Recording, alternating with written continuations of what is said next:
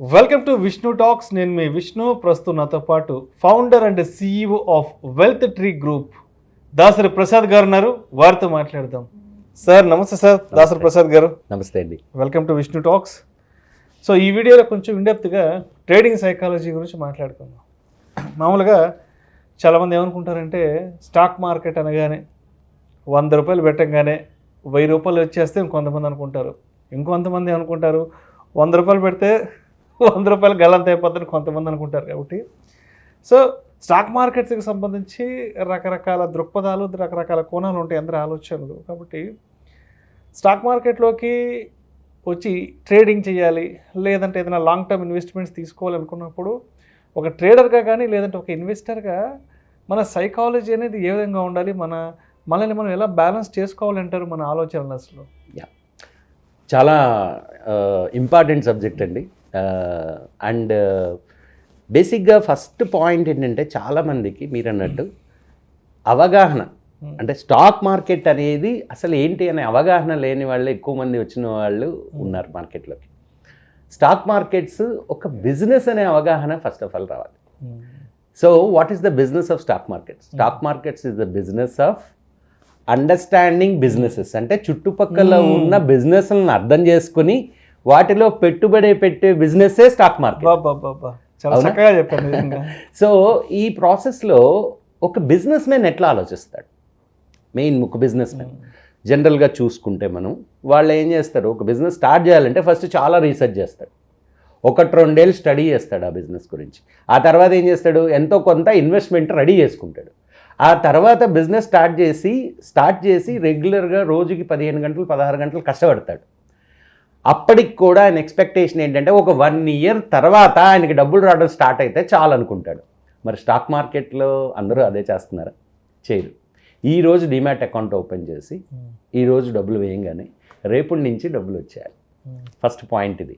So stock మార్కెట్లో success అవ్వాలంటే any బిజినెస్లో చేసిన అంటే నాలెడ్జ్ అండ్ స్కిల్స్ ఎలా మిగతా బిజినెస్లో డెవలప్ చేసుకున్నారో ఆ స్కిల్స్ డెవలప్ చేసుకోకుండా సక్సెస్ అవుతాం అని అనుకుంటే అది అపోహ.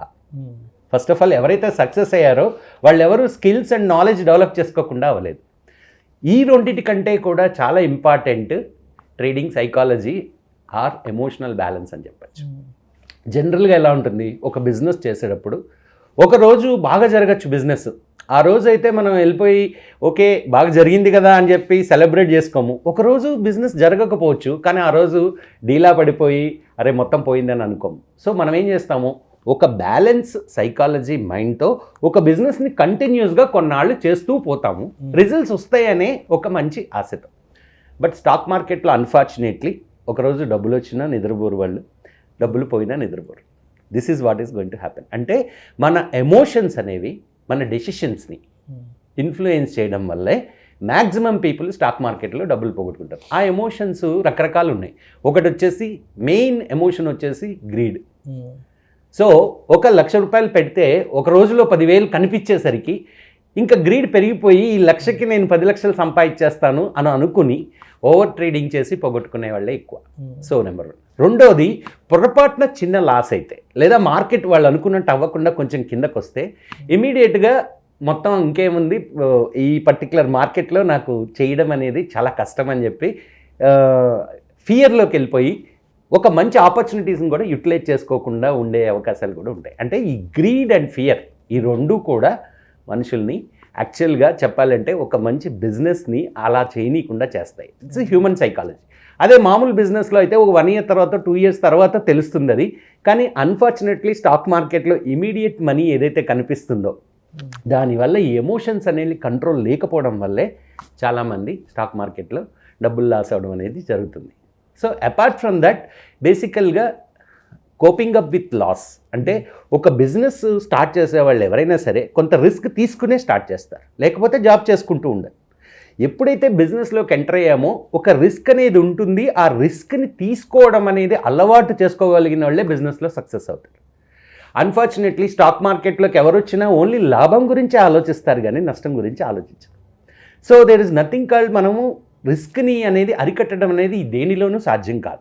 కానీ రిస్క్ని క్యాలిక్యులేట్ చేసి అది తక్కువగా ఉండేలా చూసుకోవడమే మనం చేయాల్సిన పని. సో స్టాక్ మార్కెట్లో కూడా వీలైనంత వరకు first of all knowledge and skills develop చేసుకుని and proper money management and risk మేనేజ్మెంట్ని అలవాటు చేసుకుని ఒక పోర్ట్ఫోలియోని ఎట్లా బిల్డ్ చేసుకోవాలి, దాని రిస్క్ని ఎట్లా మినిమైజ్ చేసుకోవాలి అండ్ ఎలా చేయాలి అనే ఒక ప్రణాళికతో ముందు అసలు బిజినెస్ స్టార్ట్ చేసి ఆ ప్రణాళికని యాజ్ ఇట్ ఈజ్ ఇంప్లిమెంట్ చేసి దాని నుంచి సక్సెస్ వైపు వెళ్ళిన వాళ్ళే ఈ స్టాక్ మార్కెట్లో సక్సెస్ అవుతారు. Unfortunately people don't take it as a business, అది ప్రాబ్లం. సో బిజినెస్ లాగా తీసుకోకుండా ఇదేదో లాటరీ, ఈరోజు డబ్బులు పెడితే రేపు వచ్చేస్తాయి అనే ఆలోచన విధానం వల్లే ఎక్కువ మంది డబ్బులు లాస్ అవడం జరుగుతుంది. Otherwise it's a wonderful business where క్లియర్గా చెప్పాలి అంటే మంచి బిజినెస్లు బోల్డెన్ ఉన్నాయి, వాటన్నిటిలోనూ పార్ట్నర్ అయ్యే అవకాశం మనకి మామూలుగా అయితే కుదరదు కదా, కుదరదు. But stock market is the way where how far అంటే ఆ రీసెర్చ్ కానీ ఆ నాలెడ్జ్ కానీ మీరు ఎంతవరకు డెవలప్ చేసుకున్నారు అండ్ దానిని ఎలా ఇంప్లిమెంట్ చేస్తారు అనేది లాంగ్ టర్మ్ ఆలోచించే వాళ్ళకి గ్యారంటీగా స్టాక్ మార్కెట్స్ మంచి రిటర్న్స్ ఇస్తాయి. సో మొత్తానికి స్టాక్ మార్కెట్లోకి రావాలి అంటే ఒక బిజినెస్ మ్యాన్ మైండ్ సెట్ ఉండాలి, దాన్ని ఒక బిజినెస్గా ట్రీట్ చేయగలగాలి. Yes, right, 100%. And it's a business. Yes. Thank you, sir. Thank you so much. Thank you.